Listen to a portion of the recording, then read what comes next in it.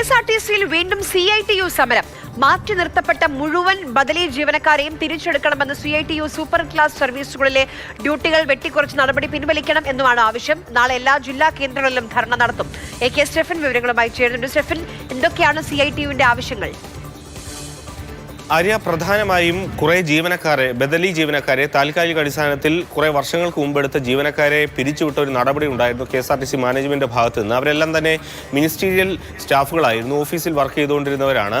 സ്ത്രീകളും വിധവകളും അതോടൊപ്പം തന്നെ ഭിന്നശേഷിക്കാരും എല്ലാം ഉണ്ട്. അവർക്ക് യാതൊരു മുന്നറിയിപ്പും നൽകാതെ പിരിച്ചുവിട്ടു എന്നുള്ളതായിരുന്നു ആരോപണം. ഇതിലാണ് CITU കടുത്ത പ്രതിഷേധത്തിലേക്ക് നീങ്ങുന്നത്. കുറേ നാളുകളായി ഏതായാലും പ്രത്യക്ഷ സമരത്തിലേക്ക് CITU നീങ്ങിയിരുന്നില്ല. ഈ മന്ത്രിയുടെ കുപ്പി വിവാദവുമായി ബന്ധപ്പെട്ടും CITU വലിയ മൗനത്തിൽ തന്നെയായിരുന്നു തുടരുന്നത്. ഒരു വാർത്താക്കുറിപ്പ് ഇറക്കിയപ്പോൾ പോലും മന്ത്രിയുടെ പേര് പോലും പരാമർശിക്കാതെയായിരുന്നു അവർ വാർത്താക്കുറിപ്പ് പോലും ഇറക്കിയത്. ആ സാഹചര്യത്തിൽ നിന്ന് ഏതായാലും ഒരു പ്രത്യക്ഷ സമരത്തിലേക്ക് വീണ്ടും CITU നീങ്ങുകയാണ്. ഒപ്പം തന്നെ ഈ തൊഴിൽ ചൂഷണമടക്കമുള്ള കാര്യങ്ങൾ ചൂണ്ടിക്കാട്ടുമെന്നുള്ളതാണ് CITU അറിയിച്ചിരിക്കുന്നത്. കഴിഞ്ഞ കുറച്ച് ദിവസം മുമ്പ് നമ്മളൊരു വാർത്ത നൽകിയിരുന്നു. തിരുവനന്തപുരത്ത് നിന്നും വടകരയിലേക്ക് ഓടുന്ന ഒരു സൂപ്പർ ഫാസ്റ്റ് ബസ്സിൽ അധിക ഡ്യൂട്ടി ചെയ്യേണ്ടി വരുന്ന ജീവനക്കാരുടെ വാർത്ത.